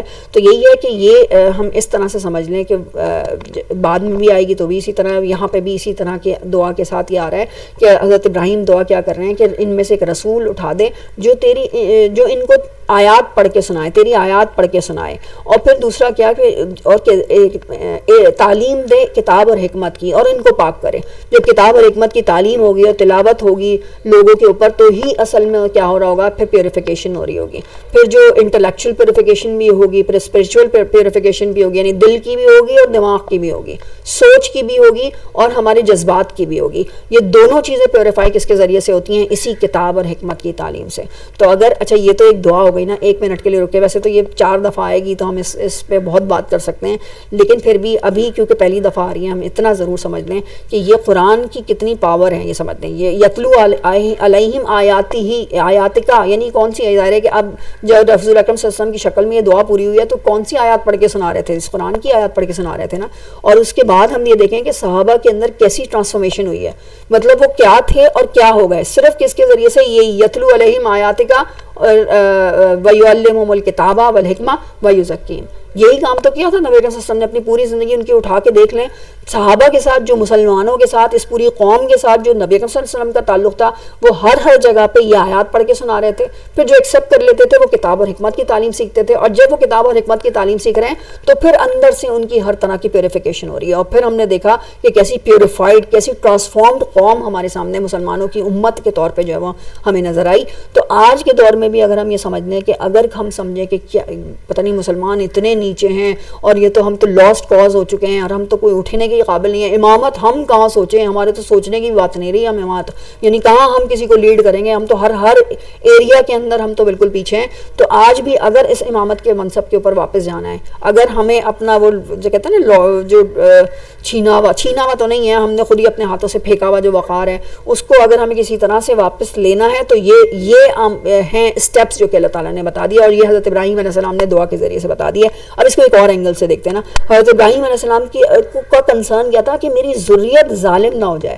تو اب اس کے لیے جو ان کا پلان تھا کہ وہ جو سوچ رہے تھے کہ یہاں پہ ایک رسول آ جائے گا نا, وہ ان کا تزکیہ کرے گا, وہ یہی چیز ہے جو کہ ان کو ظالم ہونے سے بچا سکے گی. یعنی میری ذریت کے اندر جو افراد ہوں گے, جو قوم بنے گی, وہ آگے اگر بچ سکتی ہے تو اسی وقت بچ سکتی ہے جب رسول ان کے درمیان میں موجود ہے اور وہ تیری آیات ان کو پڑھ کے سنائے. تو یعنی یہ ان کی پوری کہہ سکتے ہیں پلاننگ, اور پھر اللہ تعالیٰ سے دعا کس طریقے کی ہے. تو یہ ہمیں نظر آتا ہے کہ امام کی لٹرلی ایک لیڈر کس طریقے سے سوچتا ہے, اس کا کس طرح اتنی دور تک اس کا ویژن ہوتا ہے. اور یعنی وہ صرف یہ نہیں سوچ رہا میں اور میرے بچے, اچھا میں امام, میرے بچے ہو جائیں, چلو اسحاق اور اسماعیل ان کو امام بنا دیں. نہیں, وہ تو کہاں تک سوچ رہے ہیں کہ انہی میں سے یہ جو نسل میری آباد ہو رہی ہے یہاں پہ, ان میں سے ایک رسول بھیجے. کتنے عرصے کے بعد وہ دعا پوری ہوتی ہے, یعنی وہ اتنے دور تک وہ سوچ رہے ہیں. بلکہ وہ صرف لٹرلی مجھے تو میں تو یہ ذہن میں آتا ہے کہ صرف انہوں نے نبی کریم صلی اللہ علیہ وسلم کے دور تک کے لوگوں کو نہیں سوچا ہے, انہوں نے تو تمام یعنی قیامت تک ہم اور آپ بھی اس دعا کا حصہ ہیں. آج ہم اور آپ اگر اس قرآن کو پڑھ رہے ہیں تو یہ بھی حضرت ابراہیم علیہ السلام ہی کی دعا تھی کہ انہوں نے جو دعا کی تھی کہ جو ہے ایک رسول ان میں سے بھیج دیں. تو رسول جس نے ہمارے اوپر یہ تلاوت کی ہیں آیات, اور اللہ تعالیٰ ہمیں واقعی اس کتاب اور اس حکمت کے ذریعے سے تزکیہ کرنے والا بنائے. لیکن بہرحال یہی ہے کہ یہ ہمیں سمجھ لینا ہے کہ ٹرانسفارمیشن اگر کبھی ہونی ہے تو اسی کتاب کے ذریعے سے ہونی ہے انشاءاللہ. اللہ تعالیٰ ہمیں سب سے پہلے فرسٹ پلیس پہ ہم خود یہ کام کرنے والے ہوں, اور پھر ہم ایسے ہی جیسے حضرت ابراہیم علیہ السلام نے سوچا اپنی نسل کے بارے میں, ہم بھی اپنی نسلوں کے بارے میں ایسے سوچنے والے ہوں. اور ظاہر ہے کہ ہمارے پاس کوئی مطلب حضرت ابراہیم نے وہ پورا ایک روڈ میپ بھی ہمیں دے دیا ہے, ہمیں تو بہت زیادہ کوئی چھان پھٹک بھی نہیں کرنی. اگر زیادہ سے زیادہ کچھ کرنی ہے تو آج کے دور کے اندر یہ جو ٹولز ہیں یعنی اللہ کی آیات اور کتاب اور حکمت اور تزکیہ, یہ کس طرح کیا جا سکتا ہے, زیادہ سے زیادہ ہمارے لیے ان ٹولز کی ضرورت ہے اور سیکھنے کی ضرورت ہے اور اس کی پلاننگ کی ضرورت ہے. باقی تو ہمیں جو ہے وہ کرنا کیا ہے یہ تو ہمارے پاس سب کچھ پہلے سے موجود ہے.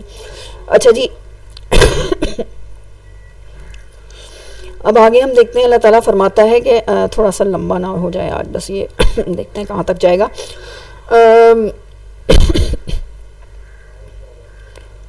کہاں پہ پہنچی تھی میں, سوری. وَمَن يَرْغَبْ عَن مِّلَّةِ إِبْرَاهِيمَ إِلَّا مَن سَفِهَ نَفْسَهُ, اور کون ہوگا جو ابراہیم کے طریقے سے لٹرلی یرغب عن کہتے ہیں کسی سے دور ہو جانا, تو کون ہوگا جو ابراہیم کے طریقے سے پلٹے گا سوائے اس کے جس نے اپنے نفس کو بے وقوفی میں مبتلا کیا ہو. اور یہ بھی ہم دیکھیں کہ ابھی فی الحال ایک طرح سے سمجھیں, جب یہ آیات نازل ہو رہی ہیں اور پیچھے سے جو پورا ایک ڈسکشن چل رہا ہے تو اس میں تو فوری طور پہ سمجھ میں کیا آ رہا ہے, بنی اسرائیلی تو تھے جنہوں نے ابراہیم کے طریقے کو چھوڑ دیا تھا, یا ایون وہ جو مشرکین اس وقت موجود تھے جو کہتے تھے کہ ہم ابراہیم کی اولاد ہیں, لیکن کس طریقے سے انہوں نے بھی جو ہے وہ حضرت ابراہیم کے طریقے کو جو ہے وہ چھوڑ دیا تھا. تو یہاں پہ اب اللہ تعالیٰ جب یہ فرما رہا ہے کہ بے وقوف کے علاوہ اور کون ہو سکتا ہے جو یہ کام کرے, تو اچھا اب اگر ہم اور آپ جو کہ امت مسلم اپنے آپ کو کہتے ہیں نا, ہم اور آپ بھی اگر حضرت ابراہیم علیہ السلام کے طریقے کو چھوڑیں تو اللہ تعالیٰ کے کیا یہ الفاظ ہمارے لیے نہیں ہوں گے کہ بے وقوفوں کے علاوہ کون یہ کام کرے گا؟ تو ایسا نہیں لگتا کہ ہم تو سب سے بڑے بے وقوف ہیں؟ یعنی ہمارے پاس تو صرف حضرت ابراہیم نہیں بلکہ ہمارے پاس تو رول ماڈل کے طور پہ, ہمارے تو لیڈر کے طور پہ نبی اکرم صلی اللہ علیہ وسلم موجود ہیں. ہمارے پاس تو ان کی پوری سیرت موجود ہے. حضرت ابراہیم کے تو زندگی کے کچھ پارٹس اللہ تعالیٰ نے دکھائے ہیں ہمیں. نبی اکرم صلی اللہ علیہ وسلم کی تو زندگی کا ایک ایک پہلو, ایک ایک لمحہ جو ہے ڈاکیومنٹڈ ہے. ہم کہیں سے اٹھا کے دیکھ لیں, پوری جو ہوتے ہیں نا کہ پیدائش سے لے کر نبی اکرم صلی اللہ علیہ وسلم کی جو سانس نکل رہی ہے, جب ان کو موت ان کے پر طاری ہوئی ہے, اس وقت تک ایک ایک لمحہ جو ہے وہ ریکارڈڈ ہے, اور ہم وہاں سے جو ہے ان کی زندگی کو سے وہ ساری چیزیں سیکھ سکتے ہیں. ظاہر ہے رول ماڈل آپ اس کو ہی کہتے ہیں نا جو آپ نے کسی کے بارے میں جانتے ہوں, اب پھر اس کے بعد اس کو فالو کرنے والے ہوں. تو یعنی وہ ایز لیڈر ہمارے پاس موجود ہیں. تو پھر ہمارے پاس 2 لیڈرز ہیں, لیکن اس کے باوجود اگر ہمارے پاس ہوگا تو ہم تو ڈبل بے وقوف ہوں گے لٹرلی. تو اللہ تعالیٰ بس ہمیں واقعی اتنی عقل دے کہ ہم صحیح طور پہ فالو کرنے والے بنیں اپنے لیڈرز کو, اور پھر ظاہر ہے کہ ہمارے اپنے اندر جو ہے وہ لیڈرشپ کی بھی کوالٹیز دے. اچھا جی, اب آگے اللہ تعالیٰ فرماتا ہے وَلَقَدِ اسْتَفَيْنَاهُ فِي الدُّنْيَا, اور یقیناً ہم نے چن لیا تھا اس کو دنیا میں بھی, وَإِنَّهُ فِي الْآخِرَةِ لَمِنَ الصَّالِحِينَ, اور بے شک وہ آخرت میں صالحین میں سے ہوگا.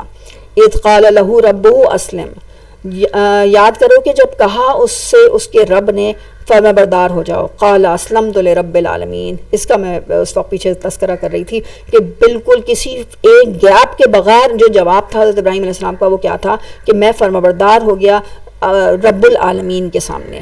وَوَصَّى بِهَا إِبْرَاهِيمُ وَبَنِيهِ وَيَعْقُوبُ, اور وصیت کی اسی کی ابراہیم نے اپنے بیٹوں کو اور یعقوب کو بھی. یعقوب علیہ السلام کون ہو گئے؟ حضرت ابراہیم کے پوتے ہو گئے. یعنی اپنے دونوں بیٹوں کو بھی حضرت ابراہیم نے یہی کہا تھا کہ اسلم فرمانبردار ہو جاؤ اپنے رب کے لیے. اور یعقوب جو ان کے پوتے تھے ان کو بھی حضرت ابراہیم نے یہی وصیت کی تھی, یا بنیا ان اللہ اصطفیٰ لکم الدین. اور مطلب یہ وصیت بھی اب خیر آ گئی ہے, صرف اسلم نہیں ہے بلکہ اللہ تعالیٰ کیا فرماتا ہے کہ بے شک اللہ نے چن لیا ہے تم لوگوں کو, تم لوگوں کے لیے الدین, یہ دین, فلا تموتن، پس ہرگز موت نہ آئے تم کو، الا سوائے اس کے من تم مسلمون، اس حال میں کہ تم مسلم ہو، فرما بردار ہو، یعنی اگر تمہیں موت آئے تو صرف کس حال میں کہ تم فرما برداری کی حالت میں ہو۔ تو یعنی یہ وصیت تھی جو حضرت ابراہیم علیہ السلام نے اپنے بیٹوں کو اور اپنے پوتے یعقوب علیہ السلام جن کی نسل سے پوری بنی اسرائیل ہے، ان سب کو یہ وصیت کی تھی۔ اس کے بعد مزید حضرت یعقوب علیہ السلام نے کیا وصیت کی؟ ام کنتم شہداء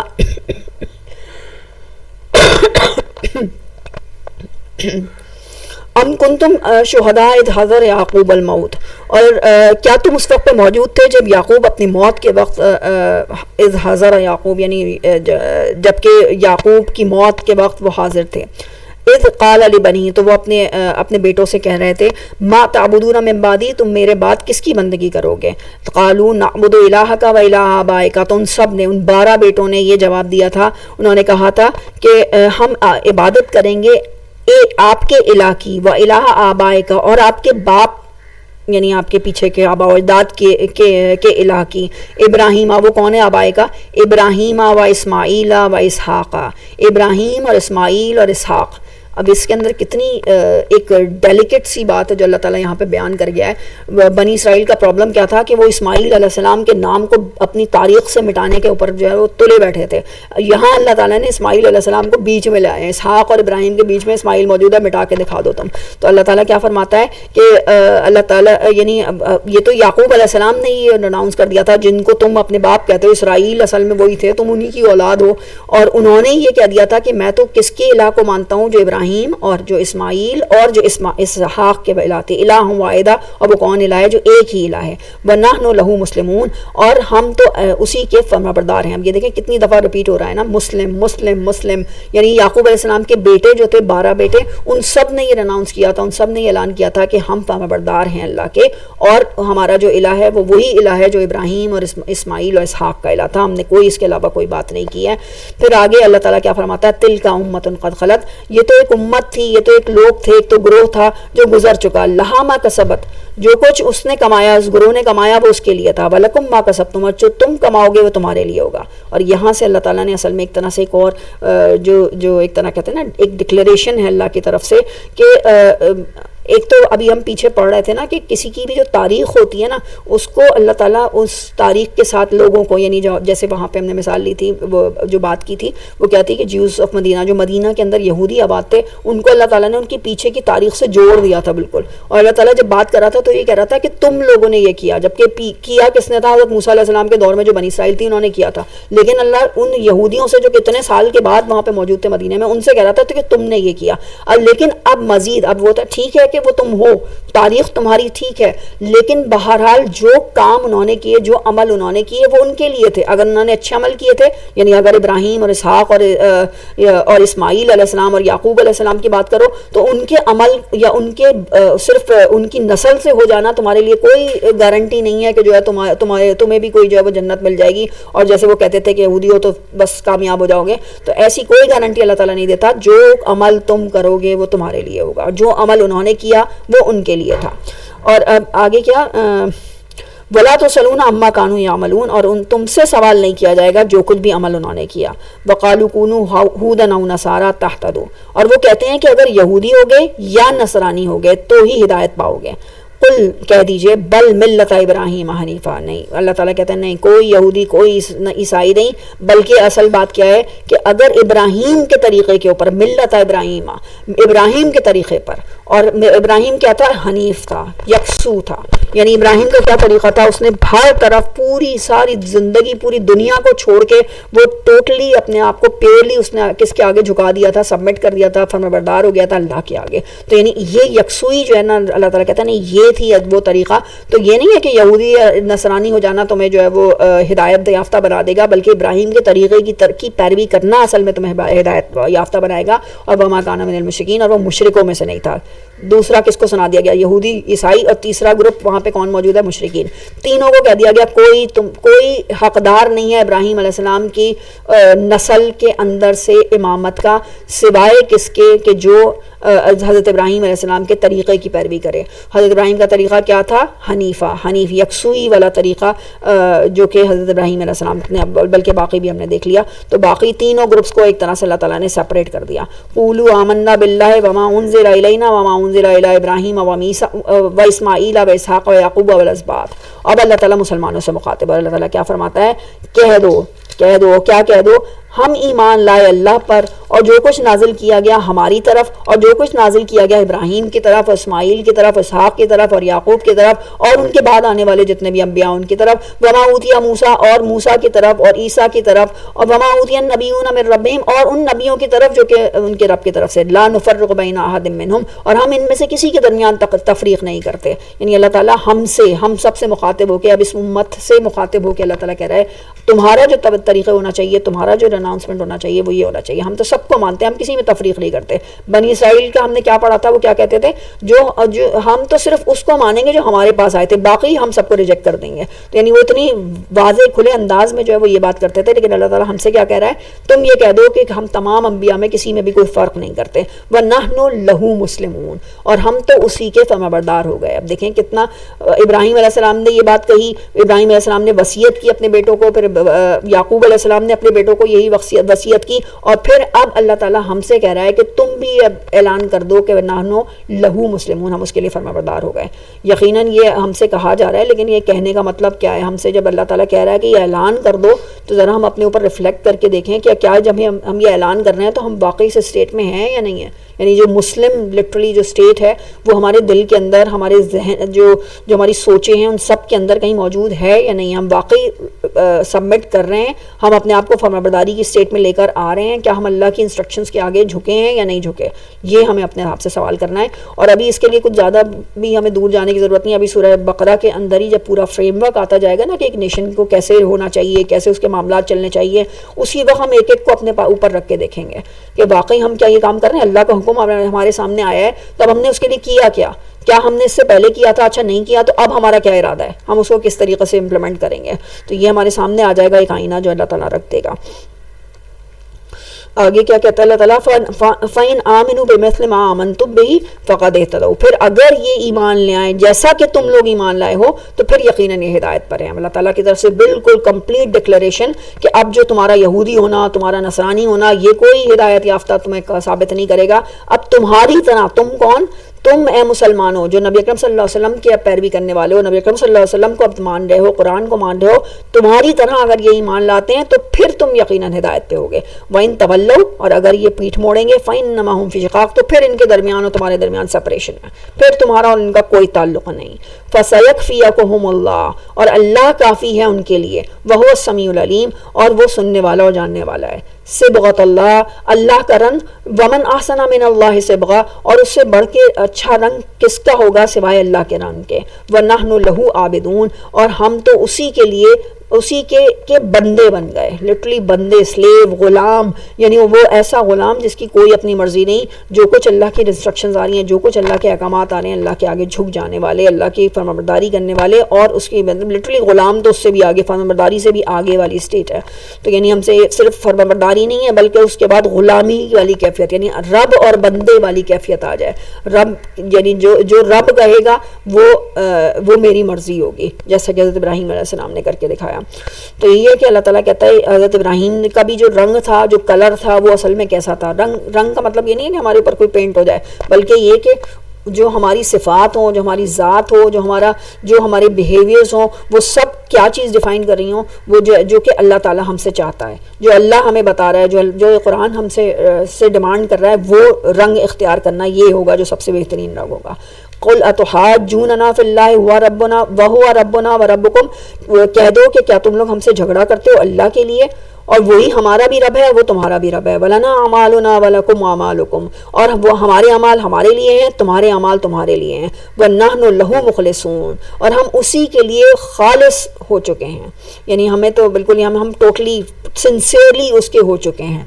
تو اب دوسری چیز ہم یہاں پہ یہی دیکھ لیں کہ کس طرح اللہ تعالیٰ نے آہستہ آہستہ کر کے ایگزیکٹلی بالکل ہوتا ہے نا کہ اب تو بھی ہوتا ہے کہ ریناؤنسمنٹ ہو گیا, اب تمہاری سپریشن برات کا اعلان ہو گیا, اب تم الگ اور ہم الگ, تمہارا طریقہ الگ اور ہمارا طریقہ الگ. اگر تم ابھی بھی ماننے کو تیار نہیں ہو تو تم اب ٹھیک ہے اپنے اس پہ رہو, اب تمہیں اس اسٹیٹ سے ہٹا دیا گیا, اب دوسری امت کو اٹھایا جائے گا. تو اب بہرحال یہ کہ رب تو وہ ہمارا بھی ہے اور تمہارا بھی ہے, لیکن اب ہمارے اعمال ہمارے لیے ہیں, تمہارے اعمال تمہارے لیے. تو یہ لٹرلی یہ اناؤنسمنٹ اللہ تعالیٰ یہاں پہ کرا دیتا ہے. ام تقولون ان ابراہیم و اسماعیل و اسحاق و یعقوب والاسباط کانوا ھودا و نصارا. اب اللہ تعالیٰ ایک تنزیہ سوال کرتا ہے ان سے کہ کیا تم لوگ یہ کہتے ہو کہ بے شک ابراہیم اور اسماعیل اور اسحاق اور یعقوب اور اس کے بعد جو آنے والے تھے وہ یہودی تھے یا نصرانی تھے؟ قل انتم اعلم من اللہ, کیا تم اللہ کو وہ بات بتاتے ہو جو اللہ کو معلوم نہیں؟ ومن ازلم ممن کتب شہادۃ عند من اللہ, اور اس سے بڑھ کر ظالم کون ہوگا جو اللہ کے پاس سے موجود اللہ کی طرف سے آئی ہوئی گواہی چھپائے.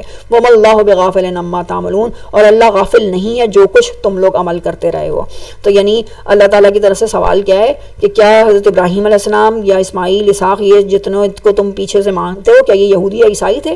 ظاہر یہودی اور عیسائیت کے ٹرم تو یہ بہت بعد میں کوائنڈ ہوئی ہیں, یہ تو کہیں سے یہ تو حضرت موسیٰ علیہ السلام کے دور میں بھی یہودی اور نہیں کہلاتے تھے, یا حضرت عیسیٰ علیہ السلام کے دور میں بھی کوئی کرسچنز یا عیسائی نہیں کہلاتے تھے. یہ تو بہت بعد میں جا کے یہ ٹرمز جو ہیں انہوں نے اپنے لیے جو ہے استعمال کرنی شروع کی ہیں, ورنہ ان کا نام ہمیشہ سے مسلمان ہی تھا. ان کو مسلمان کہا جاتا تھا, مسلم کہا گیا تھا, یا زیادہ سے زیادہ عیسیٰ علیہ السلام کے جو فالوورز تھے جو ان کو ماننے والے تھے ان کے لیے کیا ورڈ استعمال ہوا تھا کہ حواریون تھے, یا ایک ہمیں یہ ملتا ہے کہ حضرت عیسیٰ علیہ السلام نے کیا کہا تھا, قل من انصاری الی اللہ. تو یعنی اللہ تعالیٰ نے یعنی حضرت عیسیٰ علیہ السلام نے ان لوگوں سے پوچھا تھا کہ کون میری اللہ کے لیے اللہ کے راستے میں مدد کرے گا, تو نحن انصار اللہ.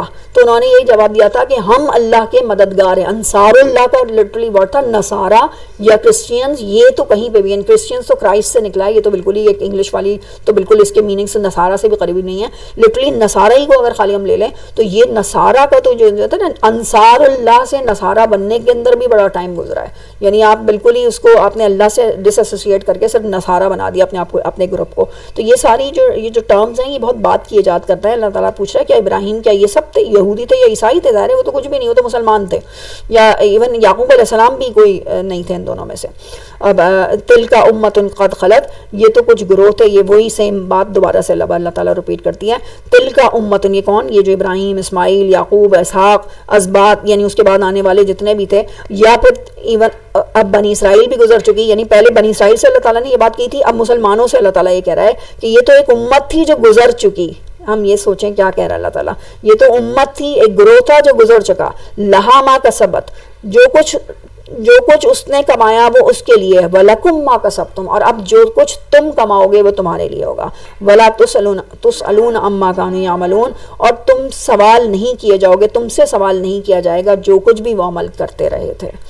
سبحان اللہ, کتنا خوبصورت اس کا مطلب یہ جو کہہ سکتے ہیں کہ اب آگے ہم جب پڑھیں گے انشاءاللہ کل تو وہی تاج پوشی والا سلسلہ شروع ہوگا نا, تو اس سے پہلے کس طریقے سے ایک امت کو فارغ کر دیا گیا ہے اور اب کس طریقے سے دوسری امت کو کھڑا کیا جائے گا. اور اس سے پہلے اللہ تعالیٰ نے کہا کہ جو ان کا کیا ہوا تھا عمل وہ ان کے ساتھ, جو تمہارا اب تم جو کرو گے وہ اصل میں اب اللہ دیکھے گا وہ تم کیا کرنے والے ہو. اور پھر اس کے بعد دوسرا کیا کہ بہرحال ایک یہ بھی پہلے ہی بتا دیا گیا کہ تمہارا جو نام ہے وہ تو کیا رکھ دیا گیا, وہ مسلم ہے. حضرت ابراہیم کا طریقہ ہی کیا تھا کہ فرمانبرداری کا طریقہ, اللہ کے آگے جھک جانے کا طریقہ, یہ طریقہ ہے جو کہ اللہ تعالیٰ ہم سے ریکوائرڈ, ہم سے اس قوم سے ایز اے نیشن ہم سب سے اللہ تعالیٰ جو ہے وہ یہ ایکسپیکٹ کرتا ہے. یعنی ہم نے دیکھا کہ ابھی تک اگر ہم سورہ بقرہ کو پورا ایک ساتھ لے کر آ جائیں تو کہاں آدم علیہ السلام اور ابلیس کا ایک کریکٹر ہمارے سامنے آیا تھا, اس میں سے اللہ تعالیٰ نے آدم علیہ السلام کے ایک پازیٹیو کریکٹر کو ہمارے سامنے رکھ دیا کہ یہ کریکٹر ہے. اور ظاہر ہے اگر ہم سوچیں ان دونوں میں سے کسی کا کریکٹر تو آدم علیہ السلام کا کریکٹر, غلطی ہوئی لیکن رسپانسبلٹی قبول کی اور پھر معافی مانگ لی, پلٹ آئے اللہ کی طرف. دوسری طرف پھر ایز اے نیشن بنی اسرائیل ہمارے سامنے رکھ دی گئی, جس نے یعنی ایک تو یہ کہ اس کے اندر نفاق پیدا ہوا اور اس نے ابلیس کی طرح کا تکبر کو اپنا لیا. تو یعنی پھر اس کے بعد اس کو اسٹیٹس سے گرا دیا گیا. پھر اب یہ کریکٹر حضرت ابراہیم علیہ السلام کا کریکٹر ہمارے سامنے رکھا گیا ہے, اور وہ سارے جتنے بھی کریکٹرز ہیں اس میں ٹاپ رینکڈ کریکٹر ہے. تو ظاہر اللہ تعالیٰ جو ہے نا وہ اب سب سے ہم سے جو ڈیمانڈ کر رہا ہے، جو ہم سے ایکسپیکٹ کر رہا ہے، وہ اسی ٹاپ رینکڈ کریکٹر کو فالو کرنے کا، اور یہی ہیں ہمارے جو امام ہیں، یہی ہیں جن کو ہمیں فالو کرنا ہے، یہی طریقہ ہے جنہیں ہمیں اختیار کرنا ہے، کیونکہ اللہ تعالیٰ نے کہا ہی ہے کہ ابراہیم علیہ السلام کا طریقہ، تمہارے باپ ابراہیم اختیار کر لو ابراہیم کا طریقہ. تو یہ تو ہم سے ہی اللہ تعالیٰ نے بالکل الفاظ کے اندر بھی کہہ دیا ہے، اور ہم سے ایکسپیکٹیشنز بھی اب یہی ہیں. تو ابراہیم کا طریقہ ہمارے سامنے کچھ حد تک جو ہے اللہ تعالیٰ نے پورٹرے بھی کر دیا ہے اسی صورت کے اندر. اب اس کے آگے سے اب یہ ایک نئی امت کی تشکیل، اور اس کے بعد اس کے جو سینٹرل پلیسز ہیں، پھر اس کا کانسٹیٹیوشن، اس کے احکامات، اور وہ احکامات صرف یہ نہیں ہے، پورا ایک ریلیجن ہے، پورا ایک سسٹم اللہ تعالیٰ ہمارے سامنے رکھے گا سورہ بقرہ کے اندر. اور پھر ہمیں یہ اندازہ ہوگا واقعی کہ کتنا کمپلیٹ کریکولم ہو سکتا ہے سورہ بقرہ جو ہے وہ کسی بھی ایز اے نیشن اپنے آپ کو سمجھنے کا، اپنی آئیڈینٹی کو سمجھنے کے لیے. صدق اللہ العظیم. جزاک اللہ خیر. سبحانک اللہم و بحمدک نشہد ان لا الہ الا انت